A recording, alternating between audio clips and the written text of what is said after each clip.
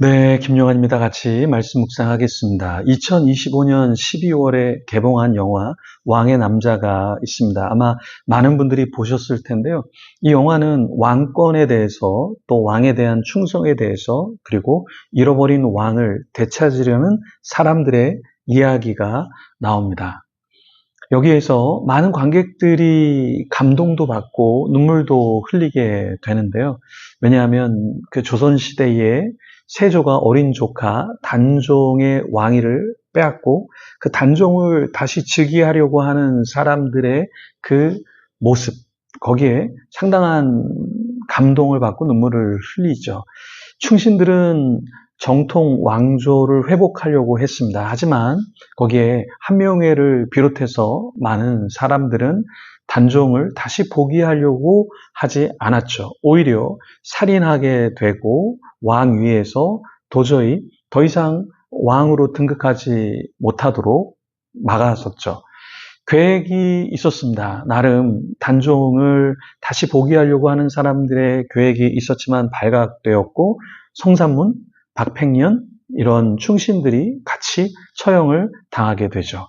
오늘 말씀에도 이런 비슷한 이야기가 나옵니다. 역대하 23장에 보면 왕실에서 왕을 제거하려고 하는 그 다음 어린 왕자를 제거하려고 하는 그런 움직임이 있었지만 어린 왕자가 6년 동안 성전에 숨겨지고 나중에 제사장과 백부장들이 힘을 모아서 비밀리에 언약을 맺어서 마침내 정통 왕위를 다시 살리는 그 반전의 이야기가 오늘 내용에 있습니다. 어떤 내용인지 같이 오늘 말씀을 통해서 한번 나눠보도록 하겠습니다. 말씀 속으로 들어가 보도록 하겠습니다. 1절부터 읽어보겠습니다. 제7년에 여호야다가 용기를 내어 백부장 곧 여로보암의 아들 아사랴와 여호하난의 아들 이스마엘과 오벳의 아들 아사랴와 아다의 아들 마아세야와 시그리의 아들 엘리사밧 등과 더불어 언약을 세우매 그들이 유다를 두루 다니며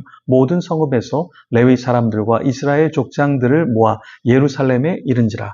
온 회중이 하나님의 전에서 왕과 언약을 세우매 여호야다가 무리에게 이르되 여호와께서 다윗의 자손에 대하여 말씀하신 대로 왕자가 즉위하여야 할지니 이제 너희가 행할 것이 이러하니 안식일에 들어갈 너희 제사장들과 레위 사람들의 3분의 1은 문을 지키고 3분의 1은 왕궁에 있고 3분의 1은 기초문에 있으며 모든 백성은 여호와의 전뜰에 있을지라. 자, 어떠한 일들이 벌어지고 있습니까? 여호야다가 용기를 내서 행동을 시작했죠. 혼자 왕권을 찬탈하려고 하지 않고 함께하는 사람들과 더불어 무엇인가 하려고 했죠. 그래서 백부장과 레위 사람들 그리고 유다의 족장들과 언약을 맺습니다. 여기서 여호야다는 왜 왕자를 다시 복위시키려고 했을까요? 여호야다는 자신의 정치적인 판단이나 여론이 아니라 하나님께서 다윗의 자손에 대하여 말씀하신 대로 이렇게 하나님께서 원하시는 왕을 세우려고 했습니다. 그러니까 왕권에 아무나 왕의 어떠한 정당성을 가지고 다스릴 것이 아니라 하나님께서 다윗의 자손을 통해서 하기를 원하신다. 이것을 너무나 잘 알고 있었죠. 그래서 왕이 즉위는 단순한 정치혁명이 아니라 하나님 앞에서 거룩한 언약의 회복이었던 것입니다. 우리가 어떤 일을 할 때 왜 일을 해야 되는가? 꼭 왜 이렇게 섬겨야 하는가라고 할 때 하나님께서 원하시는가? 하나님께서 원치 않으시는가? 이것을 우리가 좀 살펴봐야 하죠. 저도 연합도 하고 교회 안에서 여러 가지 일들을 기획하지만 때로는 어떤 방향이 우리가 처음에 생각한 것이나 또 공동체를 위하거나 연합 집회를 위해서 덕이 되지 않거나 또 과부하가 되거나 어떠한 잡음이 있겠다 싶으면 좀 중단하고 멈추려고 합니다. 왜 그러냐면 이게 나의 뜻과 공동체와 어떠한 연합의 좋은 그림이라 할지라도 하나님의 큰 그림과 또 다른 많은 사람들과의 호흡에서 지장이 있다면 그것은 조금 잠시 멈춰도 될 수 있다. 이렇게 생각하는 것이죠. 여호야다는 하나님의 뜻이 무엇인가를 고민했습니다. 그리고 6년 동안 숨겨져 있던 그 요아스를 왕위로 다시 회복을 시켰습니다. 그럴 때 어떠한 놀라운 일이 있었습니까? 이 11절에 보면 무리가 왕자를 인도해 내어 왕관을 씌우며 율법책을 주고 세워 왕으로 심을세 여호야다와 그의 아들들이 그에게 기름을 붓고 이르기를 왕이여 만세하소서 하니라.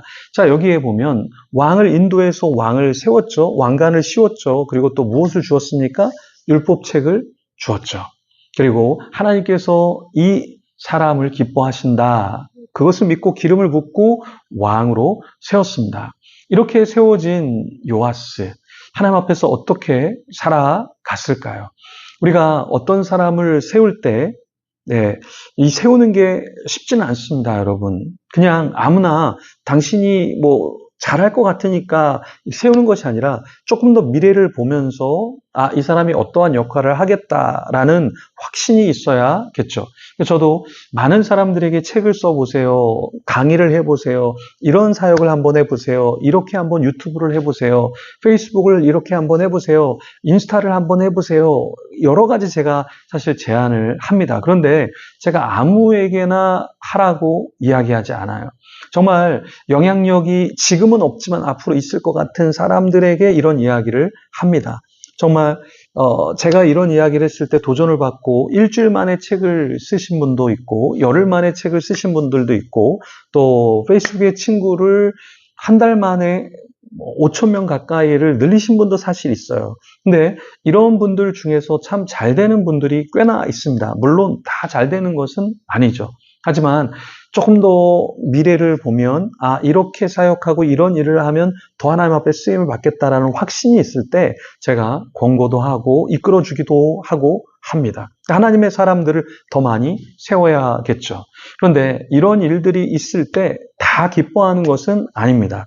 12절에 보면 아달랴가 백성들이 뛰며 왕을 찬송하는 소리를 듣고 여호와의 전에 들어가서 백성에게 이르러 봄에 왕이 성전문 기둥 곁에 섰고 지휘관들이 나팔수들이 왕의 곁에 모셔서 있으며 온 땅의 백성들이 즐거워하여 나팔을 불며 노래하는 자들은 악기로 찬양하며 제사하여 인도하는 자들이 찬송하는지라. 이에 아달랴가 그의 옷을 찢으며 외치되 반역이로다 반역이로다 하매. 자, 요아스가 죽을 뻔하다가 6년 동안 숨김을 받고 어떻게 됩니까? 네, 왕에 지겠습니다. 근데 아달랴는 이것을 보고서 반역이다라고 이야기하면서 탐탁지 않게 여겼던 것이죠. 우리가 어떤 일을 할 때 이런 이야기 저런 이야기 이런 공격 저런 공격이 있을 수 있습니다. 모두가 다 우리가 하는 것, 우리가 이야기하는 것, 우리가 취하는 방향성 그것을 다 동의하는 것은 아닙니다. 그런데 누가 반대한다고 해서 누가 공격한다고 해서 누가 다 이해하지 않는다고 해서 우리가 이것을 내려놓고 또 내가 가야 할 길을 포기하지 않아야겠습니다. 하나님이 정말 이것을 원하시는가 그것을 점검하시고 확신이 있다면 그 길로 가는 저와 여러분이 되기를 소망합니다. 기도하겠습니다. 하나님 감사합니다. 때로 우리가 서 있어야 될 자리가 바로 주어지지 않고 요아스처럼 떠돌이 생활을 하고 숨어 지내는 세월을 보내야 합니다. 하지만 주님, 하나님께서 정말 원하시는 자리라면 하나님의 방법으로 높이시고 이끄시고 세우시고 앉히실 줄 믿습니다. 그러한 믿음을 가지고 하루하루 살아가게 하시고 또 우리 주위에 그러한 세워져야 할 자들이 보인다면 우리가 함께 세우며 하나님 나라의 확장을 위해서 돕게 하여 주시옵소서. 오늘 하루도 나를 사용하여 주시고 이끌어 주시고 보호하여 주시고 함께 하여 주시옵소서. 감사합니다. 예수님 이름으로 기도합니다. 아멘. 계속해서 기도하며 주님 앞에 나가겠습니다.